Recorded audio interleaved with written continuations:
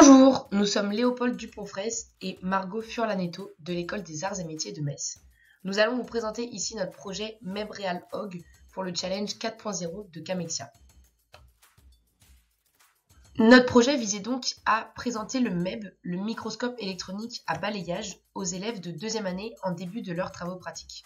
Le microscope électronique à balayage est un outil très utilisé dans l'étude des matériaux pour analyser la topographie ou la composition des matériaux. Et nous en avons un ici dans les laboratoires des arts et métiers de Metz. Nous avons donc utilisé les casques HoloLens et le logiciel Guides de réalité augmentée pour le présenter de manière ludique et efficace.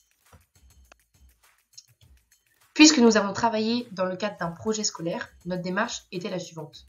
Nous nous sommes d'abord introduits au sujet du MEB et de la réalité augmentée. Nous avons fait des recherches afin de le présenter dans un état de l'art à la fin du premier semestre. Ensuite, nous avons commencé à élaborer un scénario pédagogique, à collaborer avec un groupe de modélisation 3D pour implémenter tout cela dans le logiciel Guides et ensuite faire des tests avec des élèves de deuxième année pour voir si cela leur convenait. Enfin, nous avons pu présenter tout cela dans notre soutenance de fin d'année.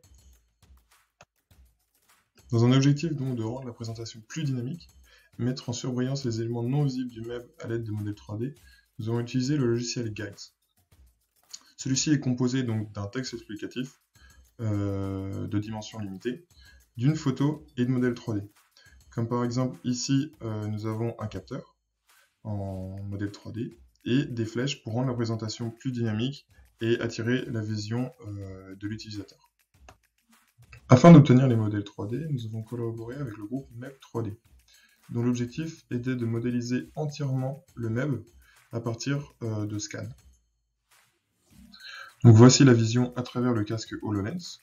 La présentation est composée de plusieurs slides, composés donc d'un texte explicatif, d'une photo placée à gauche de celui-ci, mais aussi donc des modèles 3D, ici en rouge pour mettre en surbrillance les éléments du MEB, de main pour présenter les actions à réaliser lors des opérations pour utiliser le MEB, mais aussi de modèles 3D comme les flèches pour attirer la vue de l'utilisateur sur les scénettes actuellement jouées.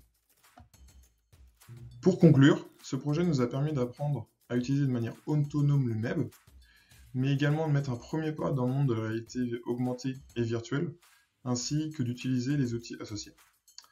Donc merci de votre attention et votez pour nous.